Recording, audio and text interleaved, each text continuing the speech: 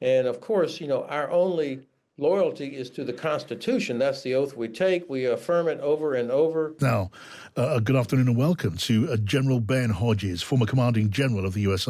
Army in Europe. General, hello. Hey, John, thank you for having me. Always welcome, General. Now, just a broad thought here. You were in command of America's army presence in Europe under NATO. It's now suggested that President Trump has weakened trust between America and its NATO allies. Do you share those fears? Well, yes. I'm in Lithuania right now for the Vilnius Security Forum. I was in Munich last week for the Munich Security Conference, and I was bombarded with concerned pleas from allies from across Europe asking, like, what the hell is going on? They have counted on the United States to always be there, and now people are concerned. And of course, that's music to the ears of people in the Kremlin, is that the cohesion of our great alliance is being questioned. Yes. Now, the good news is that the vast majority of our Congress, a Republican Congress, the vast majority are pro-Europe, pro-NATO, pro-Ukraine.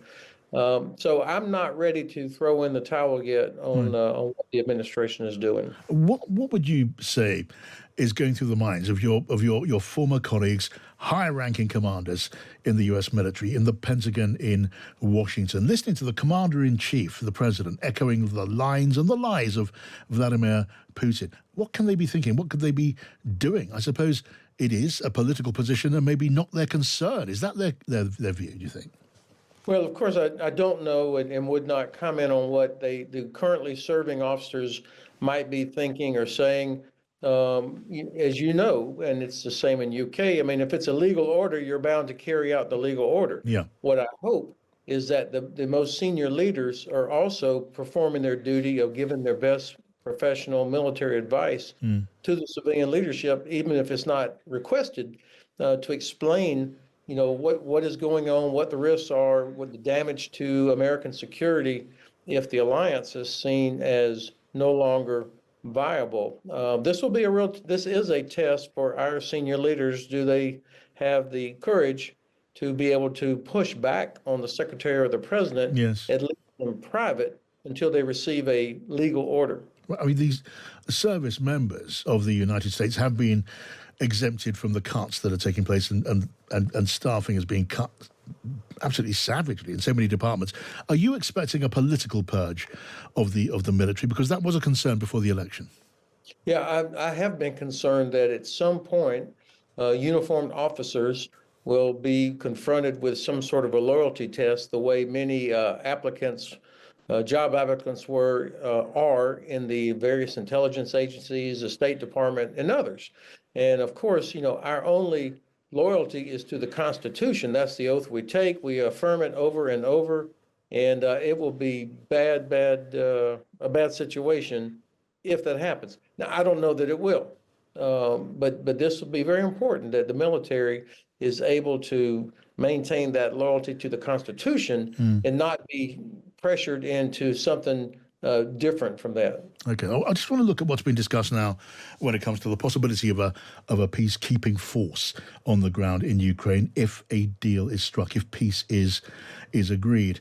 And to get your opinion as a former high-ranking military commander, the rules of engagement are going to be absolutely crucial, aren't they? How do you envisage those being set down and operated? If there is a force, a multinational force, down on the ground, trying to watch what may be a frozen front line, watching for any Russian incursion, for example, what sort of orders could be given? Well, the most important thing, John, before we talk about numbers or composition or anything, what is the mission? What is the task that these soldiers will be sent to perform?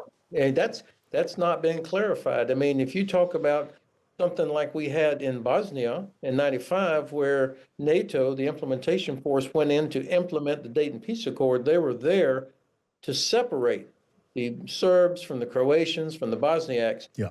If that's the task, if that's what we end up having, that's an enormous amount of troops. If it's something that's behind the Ukrainians, it's more of a reaction force. That's less people, but still, it's going to take a lot of capability. Yes. And then, the to you, the point of your question, assume we get the mission right, that's clear, and that we have unity of command. There can only be one commander.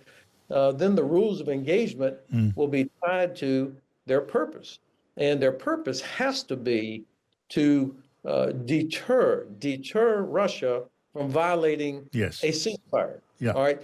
So these are not don't call them peacekeepers. This is not blue helmets or blue berets. Yes. This has to be a force that goes in that has all the capabilities to deter Russia. Yes. And they have to have the rules of engagement that would allow them to use force. Yes. So in the first minutes, a Russian drone flies over, we shoot it down. Yeah. Any violation has to be met immediately. So it's going to take months before this kind of a force can be assembled, properly trained, ready to go. And I think we are in phase one of a long process, with phase one being preparation. All this chaos is going on right now, including what comes from the White House. Yeah. Phase two will be the actual implementation of the ceasefire and the deployment of this force. This is months from now. And only after that can you have any hope of any sort of negotiation. Yeah, I mean, you make an important distinction. This would not be a force comparable to the force that was in Bosnia. They wouldn't be keeping armies apart. They would be policing the Ukraine side of a frozen front line and keeping watch for any kind of Russian incursion or renewed invasion, in which case the question begs itself, if such a thing occurs, do these British and French troops open fire, which would mean open conflict between major powers? Well, this is why I call it a deterrent force, because they have to go in with capability, but also very clear mission of what their purpose is. What are they there to do? Now, keep in mind, there are almost 400,000 Ukrainian troops, so it's not like whatever the force is that is deployed is sitting on an island there. They would be behind these hundreds of thousands of Ukrainian troops. Yes. Now, we know from history, everybody on the planet knows that Russia will never live up to any agreement unless they are compelled to do so. And so I think this is why it's months before we would see any kind of a deployment, because we've got to work out the contours of the ceasefire. So these are not negotiations for the end of the war. We're in the phase where we're just trying to figure out, how do you get to a ceasefire, and what does the deterrent force look like, what will be required, and what will be the rules of engagement. And this thing will have to have air, land, sea, drone, counter-drone, long-range precision strike, missile defense, all the things that make it a real combat force capable of deterrence. All right, General Ben Hodges, it is always good to talk to you. Thank you so much. Let's say welcome to Tim Marshall now, the foreign affairs expert, author of The Future of Geography. Hi, Tim. Hello there, John. Hi, Tim. So look, at the G7, America blocks a motion which calls Russia the aggressor in Ukraine. And we're just hearing as well from Alexander Mereshko that at the United Nations, America is in the way of a motion, well, for much the same sort of reason. I know it's consistent with what Donald Trump has said, but that doesn't make it any less astonishing, does it, Tim? No, it's consistently astonishing and bewildering. And I agree with the previous speaker that some of it is done on purpose. Some of it is just to keep everybody off balance all the time. But I'm not convinced you can bring the tactics of a used car salesman to the sensitivity of international diplomacy, especially when it comes to warfare like this. So I kind of vaguely understand the idea of flooding the zone, just throwing so much out there that everybody is confused. But when you try to cut through it all, it is deeply worrying. The G7 is supposed to be not just an economic groupings of countries, but countries that share values. And that's exactly why Russia was thrown out of the G8. And it is now the G7. But of course, Trump said a couple of days ago he thinks it should come back in. So, you know, the consistency, it really is pro-Russian, anti-Ukrainian, and with an attempt, it would seem, to end this on terms favorable to Putin, Yes. which, again, is worrying. And the Europeans are floundering. Yep, floundering, astonished, quietly outraged.